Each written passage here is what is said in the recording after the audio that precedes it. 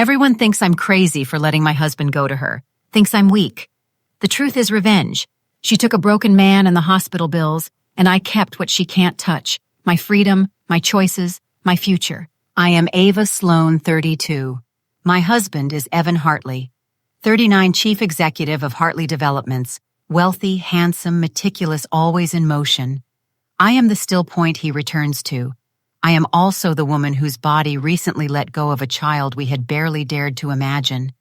The ache is quiet and constant. I do not broadcast it. I decide to stand up, breathe evenly, and let every sorrow wait its turn. The call arrives without cushion. There has been an accident. He has been brought in. A team is working. I say I am coming, and I shrink my world to 3 small rules I can keep. Stand upright, breathe low, answer what is asked. At the desk I give my name and say wife. I sign where a calm finger points. A band closes around my wrist with a small ordinary sound that feels like permission to remain. My hands tremble. My mouth is dry, but my voice stays level. Steadiness is the kind of love available when comfort is not. Through the glass I see him. I do not decorate the moment. He is very still, gathered by practiced hands and reliable machines. The public beauty that cameras love is quiet now, and its quiet steadies me. His breath is measured for him, and I borrow that measure for myself. In, out, here. My palm rests on the rail for a heartbeat. Balance, not surrender. I hold his name behind my teeth so it braces my jaw instead of breaking my voice. A doctor gives me words I can carry. Stable for now. Thin and exact. I set the phrase gently inside my chest, as if heat could crack it. Paper turns consent from idea to action. I sign. My name tips. I straighten it with a breath. I ask only the questions that belong to this hour. Each answer goes into a quiet pocket for later, when the hallway empties and I can count. Night teaches maintenance. Awake is not courage. Awake is what love does when sleeping feels like leaving. The chair is unkind but honest. The monitor is indifferent but faithful. When a tone lengthens, I stand. When the air calms, I sit. Panic skims my skin and moves on. I wipe his forehead because my hands behave when they are useful. I drink water because finishing something small proves I still can. I repeat my rules under my breath.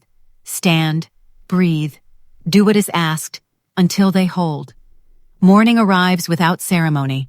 I choose facts over performance. I ask about today and refuse to buy visions of tomorrow. I call the people who accept plain truth and spare the ones who want a show. A chaplain offers a prayer. I say not yet, gratitude wrapped in a boundary. I match my breathing to Evan's measured breathing and let the room keep time. Fear looks for volume. I give it none. The hours that follow sit heavily but do not crush. My body remembers its separate loss. A low ache hums beneath every task. I respect it and keep working. I drink. I listen. I write short notes because order is a rope across moving water. I sit by the glass and let silence do what it knows. I do not plead with the ceiling. I place the smaller grief behind the larger one, and both behind the discipline that keeps me upright. I am not brave. I am employed by love and its ordinary labor. Time becomes repetition with a purpose. Wipe, ask, sit, breathe, repeat. I memorize the set of his mouth like a signature I might need to verify. I learn which questions calm the air and which rattle it, and I choose calm. When fear swells, I count one held breath and let it go. Stable for now is not an insult. It is a platform. I stand on it and refuse to look down. Another night keeps the same contract. I sleep in sips and wake in sips. I walk the small map I know, sink glass chair phone, and let rhythm lift what strength cannot. The ache in my abdomen answers to water, to food, to the stubborn decision not to fold. I keep standing because standing is the only prayer I trust. Then the third morning lifts like a slow hand from my face. He is still in that deep, borrowed sleep that owns no dreams. My hands begin their quiet tremor again. Not spectacle only, the math of exhaustion. And I go for coffee because heat in a paper cup is a language the body remembers. The lid snaps and the task is complete. Completion is medicine. I ride the elevator back, repeating the liturgy that has not failed me. Stand, breathe, do what is asked.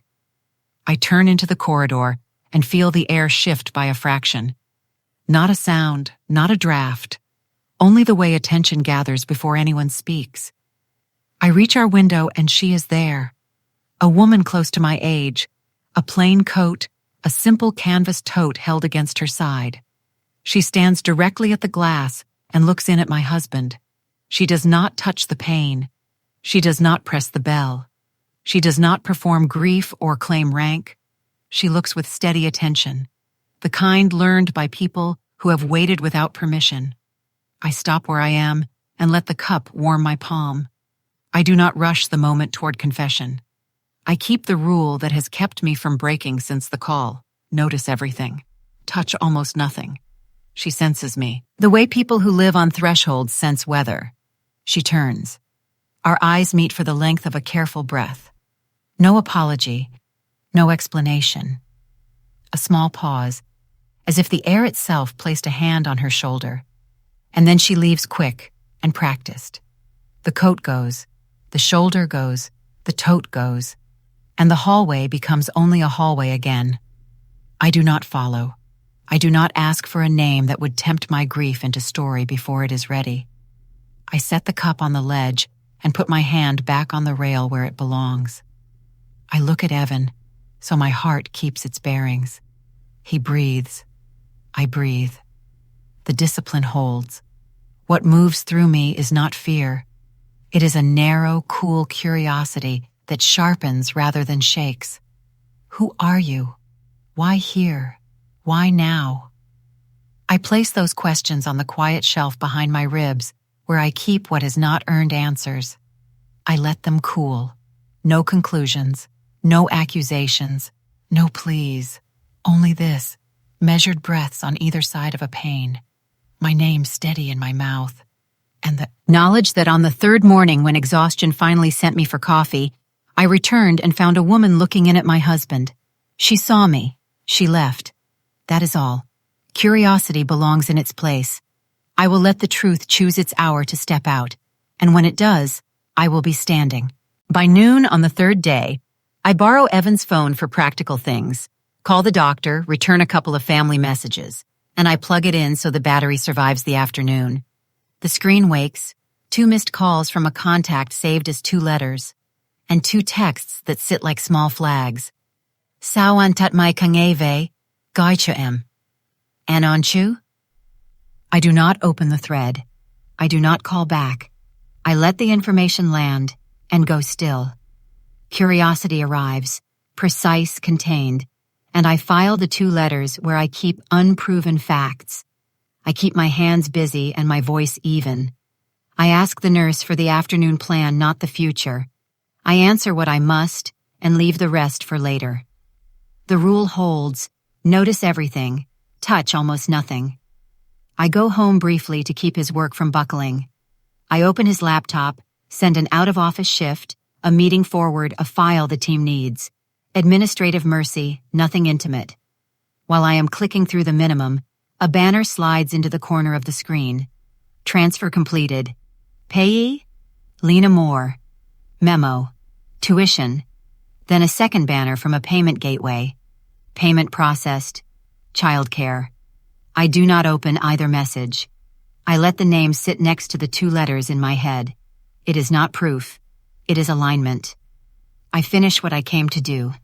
Mark approvals as defer. Close the lid. Return to the hospital. On. The 4th day she appears again. A woman about my age, plain coat, canvas tote. No drama, no claim. Just that steady attention at Evan's window. She does not press the bell. She stands, looks, leaves. When the nurse changes a line, she mentions it in a voice made for rules. She has come a few times. Asked about visiting hours. Asked how he is. We tell her stable for now. Nothing more. Nothing less. I say thank you, and add the repetition to the drawer with the name. Charging his phone later, I watch the 2 letters flash under recents and fade. I still do not touch them. Suspicion tightens by a small degree, not a storm, a line drawn a little darker. The 5th day gives me more of the same and exactly what I need. I see the woman at the elevator, head lowered, shoulders set, the tote pulled in close. The doors open. She goes down. She does not look back. I pass the chapel and find her seated for a short, straight-backed quiet. No spectacle, no whisper that asks for witnesses. When I am home that evening to send one last file, the laptop wakes and another bank banner arrives like a metronome. Scheduled transfer processed. Payee, Lena Moore. Memo. Tuition. The pattern is not loud, it is regular. Money keeps better time than people. I do not open the email. I let cadence do its work. Back at the unit, I keep my questions small. What time will they turn him? May I help with that? And the nurse shows me where to stand, where to place my hands. As she leaves, she adds almost in passing that the same visitor asked again about hours and whether there was any improvement. The answer remains the answer. Stable for now. My rule remains my rule. By the 6th day, I know her rhythm. Near the end of visiting hours, she appears at the far end of the corridor, stands for a minute, and disappears along the same path. I wait until I am steady. Then I leave the building without broadcasting intention. I walk to the garage as if I am only walking to my car. I am not hunting anyone. I am verifying a shape. She moves toward an older sedan kept clean. The remote chirps once, short, precise, and I register what can be registered without stepping closer. A child seat strapped correctly in the back. A monthly parking sticker. A faint apartment complex decal on the rear window. I memorize color, make, plate, a small scratch along the rear door. Nothing written down, nothing filmed, just memory arranged in a row. When she pulls out, I follow only as far as the large intersection. She turns left. I stop at the light and let the distance become distance. Curiosity does not require theatrics. It requires sequence. Driving back, I feel my phone buzz. A bank banner, the kind that confirms what a standing order has already done. Transfer confirmation. Payee, Lena Moore. I do not open it. It is not necessary. The numbers speak in plain tones. I return to the unit, wash my hands, take my chair, and put my palm on the rail. The facts line up small and clean without my pushing. 2 missed calls from 2 letters, 2 messages that use an intimate word in a language that is not mine to police, a payee with a name that repeats on schedule, a visitor who asks the right questions without a right to ask them, a car built for errands with a seat for a child. None of it screams, all of it points. I do not narrate conclusions to myself. I let the outline stay an outline until I am ready to trace it in ink. Suspicion is a tool. It works best when it is sharp and quiet. I leave it on the table and keep my voice steady. I look at Evan and take the measure of his breath, because that is the measure that decides my pace. The rest can wait. The drawer in my chest now holds a name, a set of initials, a cadence of transfers, a plate, a direction. I close it gently and keep the key. No accusations, no pleas, no performance. Only this, the numbers ticking on time, the nurse's careful sentences, the small exact habits of a stranger, and my decision to let truth walk out on its own feet. Curiosity holds, suspicion deepens. I keep my hands in my pockets. The knife stays folded. On the 7th day, I learn the difference between chasing and confirming. I see her leave the corridor the way she always does, quiet, careful, almost invisible, and I follow only far enough to keep the truth in view. I hold back by a few car lengths. I let the lights decide the rhythm. I refuse the drama of being caught. She drives an older sedan kept clean, the kind that tells you the owner has other priorities. There is a child seat in the back, fixed properly, and a small decal on the rear window that names an apartment complex. At the next wide intersection, she turns left. I stop at the red and let the distance become distance. Curiosity holds. Suspicion tightens. I do not call it anything louder than that. I call a man who asks little and writes much. He has found people for people I know. He knows how to be a shadow without thinking he is a hero. I give him what I have, the plate, the building name, the hours she tends to appear. I tell him I want only the minimum a person can carry in one hand, a name, a line of work, the truth about a child, if there is a child. No door knocks, no noise, just the outline made clean. Days pass in orderly pieces. The hospital keeps its grammar, stable for now. And I keep mine. Stand, breathe, do what is asked.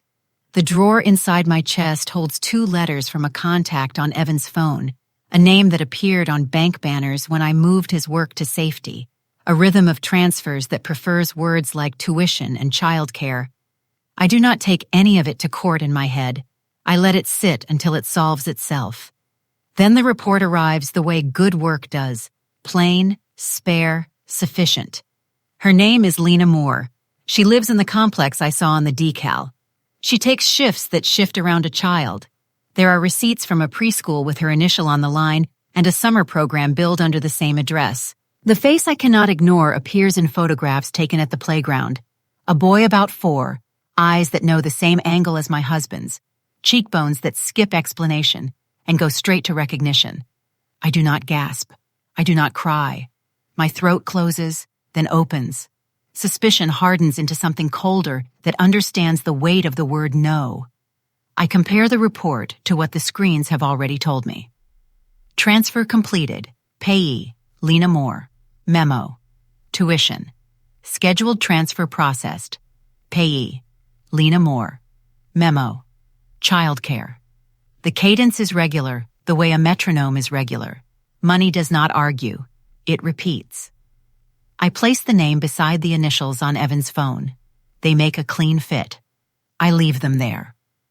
When I'm steady enough to enter a building that is not mine, I go to the address on the report and stand in a hallway that smells like other people's dinners. I press the bell once. No second try. When the door opens, she is exactly as she was behind the glass. Composed, watchful, not surprised that the world has a cost. She recognizes me the way a person recognizes a recurring dream. I keep my voice low and exact. I am here because of him. She does not pretend confusion. She nods once and moves nothing else. The apartment behind her holds the sounds of a small life, the clatter of a toy on laminate, the thump that means a child's excitement forgot to slow down. She meets my eyes and gives me the minimum sentence necessary to change a woman's life. We are not strangers. He has been helping me and my child for a while. The word child is not a knife. It is a key turning in a lock that has been waiting. I do not step into her threshold. I do not ask for dates or messages or the origin story no one can tell cleanly. I thank her. 2 syllables, nothing extra.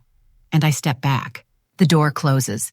The way doors close when people still need to cook dinner and wash a small face and hide a storm from someone who cannot read weather. Outside, I stand still long enough to let a wave pass without riding it. Anger arrives. Not hot, not loud, a colder thing with a leash already clipped. It wants to run. I make it heel. I count my breath once, twice. And I walk to the stairs with the posture of someone who knows where her body ends and the hallway begins. Back in the car, I rehearse the facts the way a witness does when she refuses to be coached. 2 letters on a screen that light only when I charge his phone. 2 texts that ask questions a wife should be asked by a wife. A name appearing on every bank banner that matters. A schedule of transfers that pays for classrooms and small shoes. A woman who comes to the glass without claiming a right to touch it. A child who looks like a decision made long before I arrived at any corridor. And now a sentence spoken without theater. We are not strangers. This is enough. It is not everything, but it is enough. At the hospital, I wash my hands, take my chair, and set my palm on the rail of the bed, the way I have done since the first night. Evan's breathing has not asked for my opinion once, and I respect that. I keep my voice even when the nurse asks if I would like more water. I say yes. I say thank you. I do not talk to anyone about doors or decals or the precise way a boy's eyes can inherit their angles. Curiosity has done its work. Suspicion has finished its shift.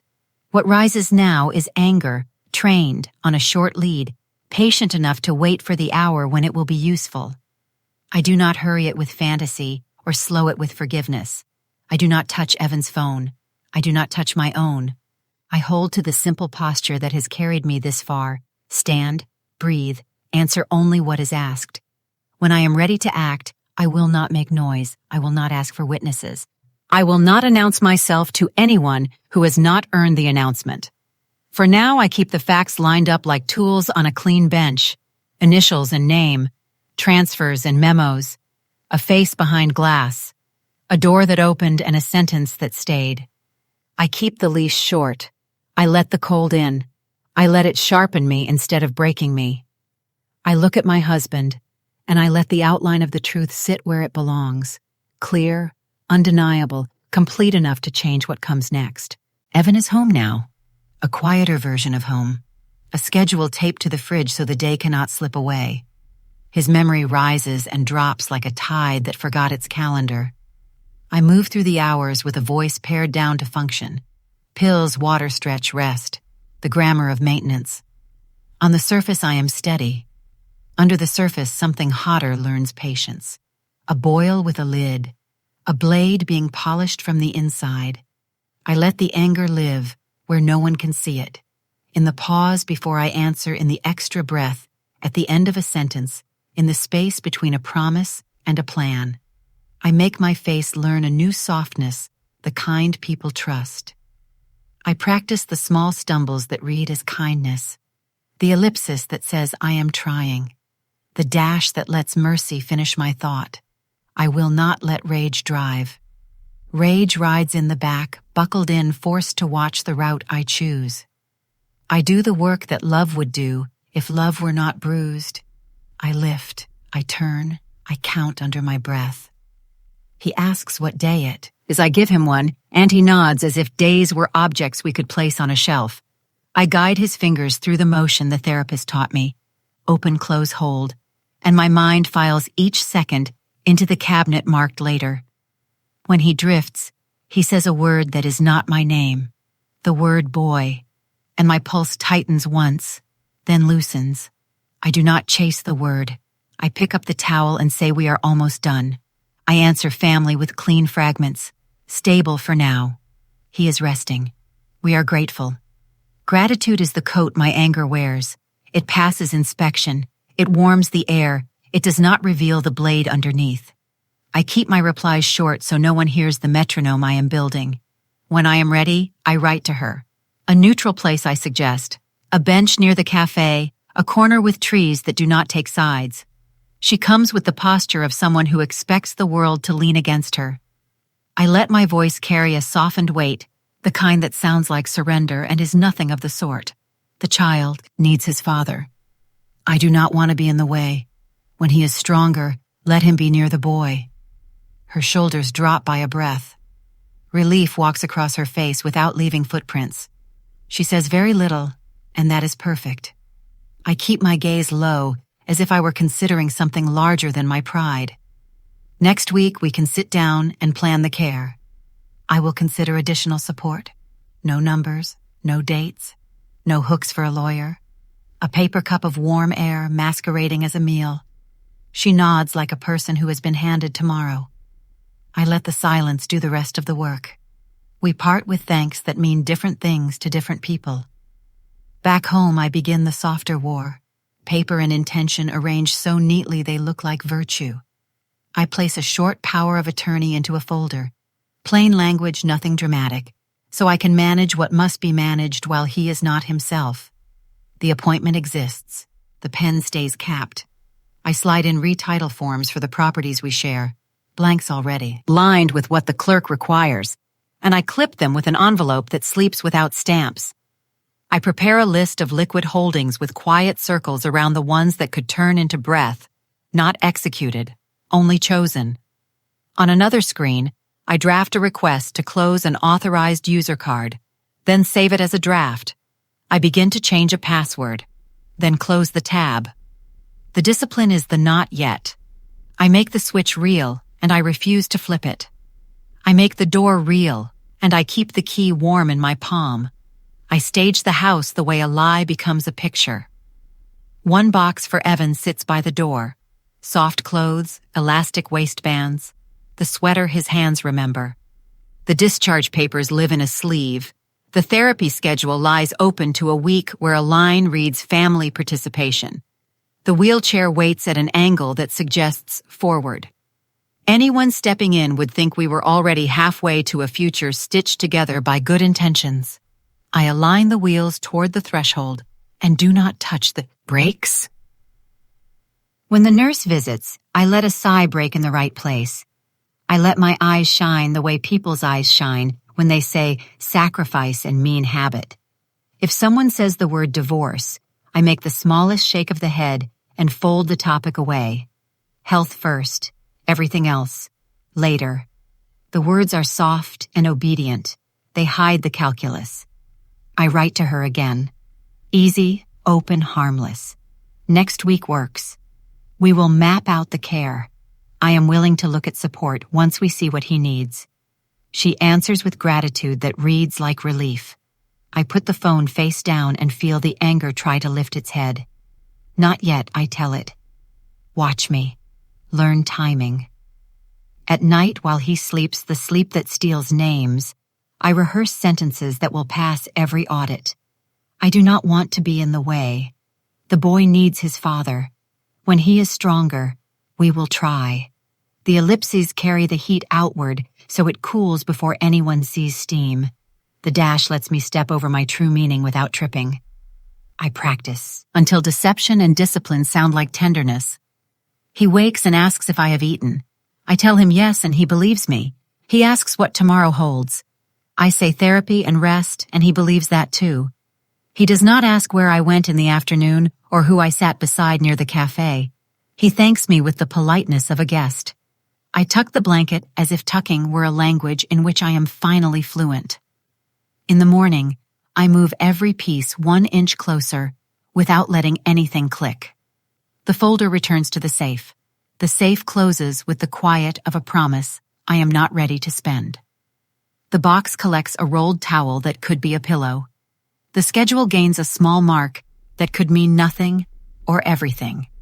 When his phone lights up with 2 letters, I have already learned I plug it in and watch the light dim. Facts line up behind my shoulder and wait for my nod. I am building gravity, not noise. I am drawing a cake, not baking one. Not yet. I keep the surface kind because kindness is the best disguise anger can borrow. I keep my hands busy because busy hands are not violent. I keep my sentences short because a short sentence can hold more truth than a long display. Next week I tell her again. We will plan. I will consider. I pour my anger into the mold of calm and let it set. I press the air bubbles out with a thumb and make the surface smooth. I learn how little I have to say to be believed. The picture on the wall is almost convincing. Father near child wife, stepping aside a family corrected by intention. The picture is bait. The hook is timing. The hand on the line is mine. The cake is drawn. The ink still wet. And I am the only one who knows which layer is glass. Family court in the morning. A corridor that speaks in forms and last names. A clerk who calls us like items on a list. I keep my shoulders level and my voice small. This is not a place for theater. It is a place for answers that fit on a line. When it is my turn, I step forward, swear, and say what the law can hold. Irretrievable breakdown. Yes. Agreement to dissolve. Yes. No contest. Yes. I do not furnish a backstory. I do not mention glass or hospital air or the word boy uttered in a half-sleep. The judge nods, signs, and the clerk collects the paper as if it were only paper. The sound of the stamp is modest, but it travels. A chapter closes without fireworks. Exactly how I wanted it. Outside, I breathe once and send what I wrote last night. We are done with the paperwork.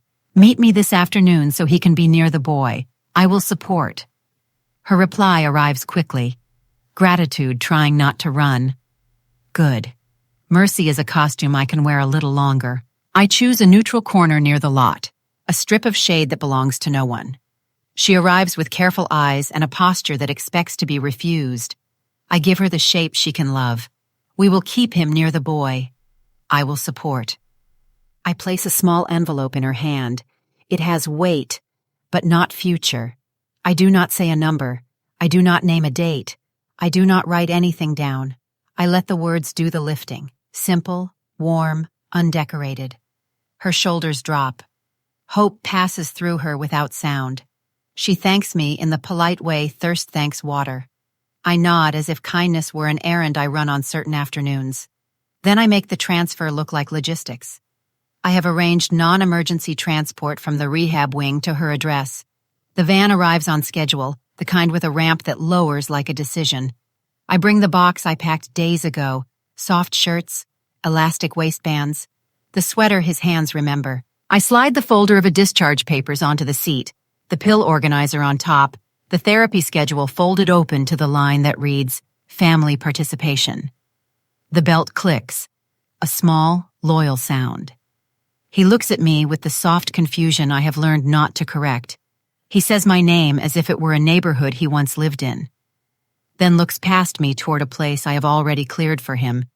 She stands at the open door, uncertain whether her hands are allowed. I keep my voice low and practical, the only tone that does not break. Water often, meds at the marked times. If he grows restless, the stretches are in the sleeve. We will talk soon. I will support. Her eyes shine the way eyes shine when a plan feels like light. I keep mine steady. I lift the box into the back. I fold the chair and set it where it must go. The door slides along its track and seals the scene with a clean consonant. Cash. I let that sound be the curtain. Take good care of him. I let the sentence catch in my throat, the way a tired person's kindness catches. She hears the catch and reads love. I hear the catch and read exit. I step back one pace, then another, as if the ground itself were advising me to leave. In my car, I do what a quiet revenge requires. Toggles, endings, confirmations that arrive without trumpets. I turn off shared locations, unlink devices, change the passwords I drafted and redrafted in the nights when I was practicing calm, shut the auxiliary card, and watch the one word I wanted appear in a corner of the screen. Done. I move the last of the liquid positions into the account where only my name fits. Each instruction is a whisper. Each reply is a bell in a distant room. None of it needs witnesses. My phone buzzes once. A thank you from her. A photo of the pill box like proof offered to a benevolent gatekeeper. You are doing fine. I will support. I send the sentence and let it float. A promise without a schedule is smoke. I know it. The smoke knows it. Only the person breathing it mistakes it for weather. Evening folds in, soft, decisive. I set one coffee cup on the counter instead of two. I place my ring in its box and close the lid with a patient click. I file the court copy where paper goes when it has completed its duty. I do not narrate this to anyone. I do not seek an audience for relief. A message arrives asking for a call. Then another listing costs that grow faster than hope. I let them collect their own echoes. Silence is not cruelty here. It is policy. If I answer at all, it is with the only line I keep for them now. I will support. Then nothing. I stand at the window and practice a different way of counting. Not pills, not steps, not hours between alarms. I count decisions that do not need to be explained.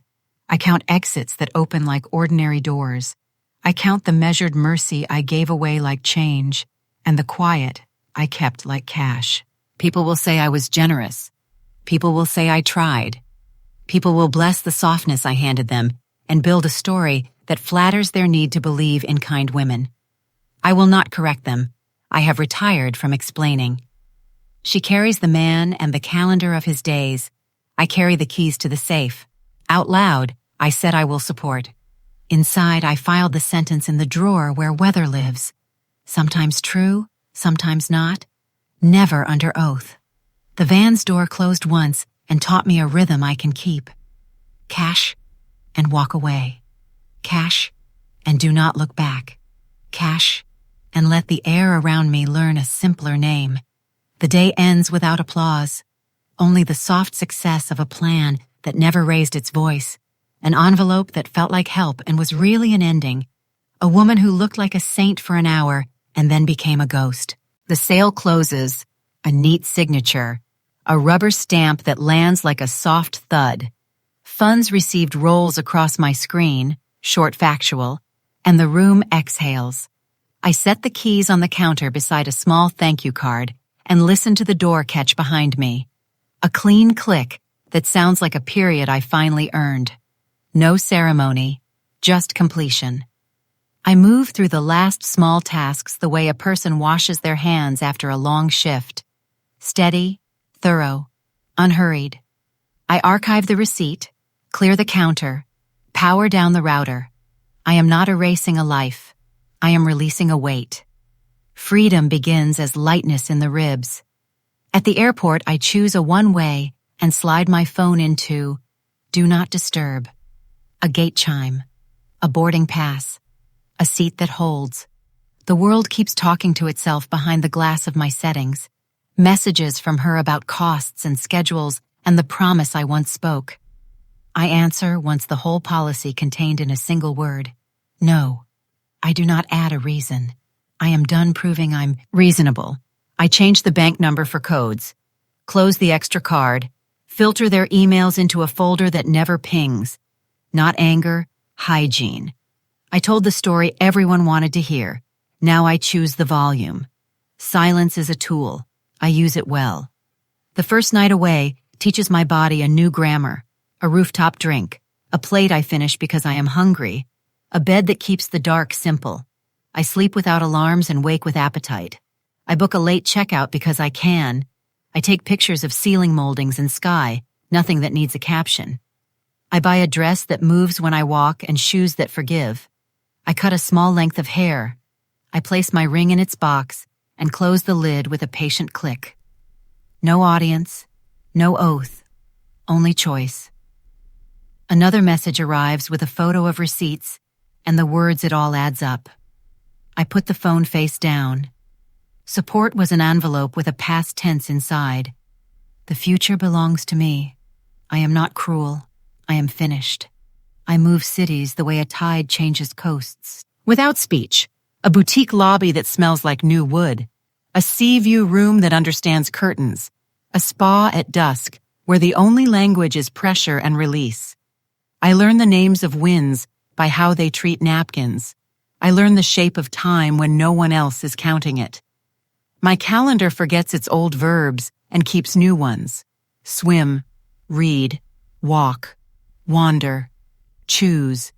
She tries again. A sitter fell through. Overtime. A long night.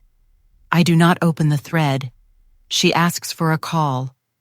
I answer with a word that cannot be misunderstood. No. Then I let the blue light cool on its own.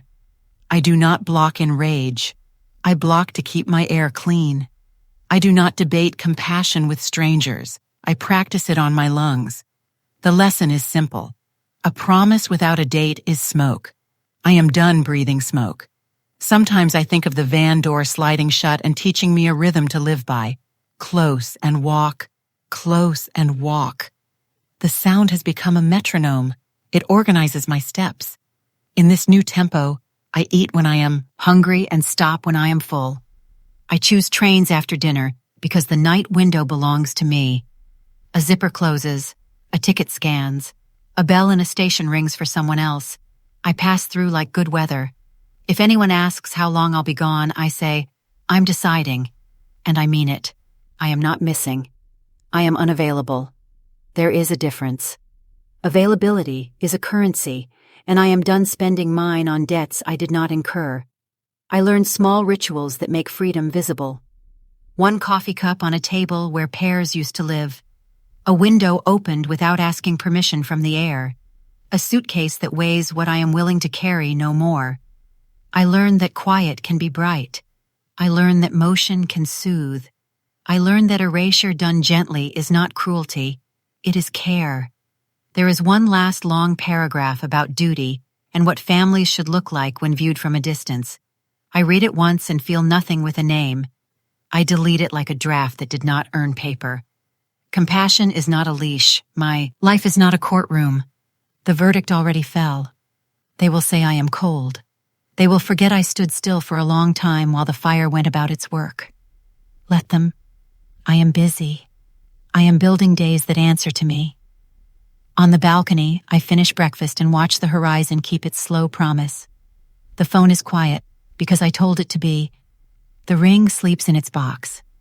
My heartbeat keeps even time with a sea I did not come here to impress. I take a picture of the sky and do not post it.